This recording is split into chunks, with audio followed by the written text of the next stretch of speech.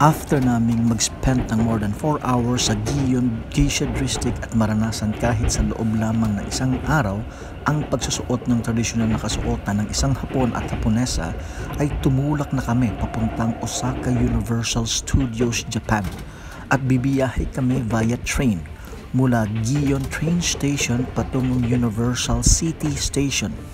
Tama ang inyong narinig. Merong pong sariling train station ang USS Osaka, kaya madali siyang mapuntahan and mahanap sa mapa. Hi Ma'am Tina, from Universal Studios, Japan.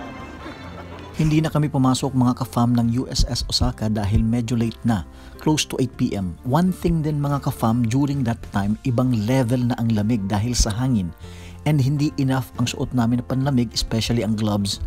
As in, sobrang lamig niya na kung hindi kami nagkakamali, ang temperature ng mga oras na yan ay around 5 to 6 degrees Celsius lang, plus chilling wind blows, as in nanunuot talaga ang lamig. Ayun guys, pabalik na kami ng Universal City Station.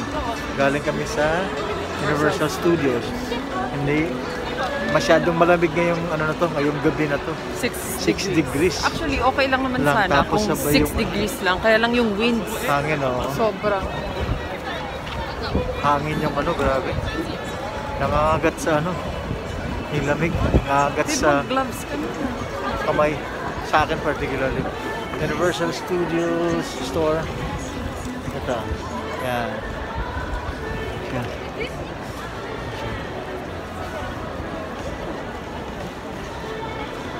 Iba yung setup niya kumpara sa Universal Studios siguro. Mario and Luigi.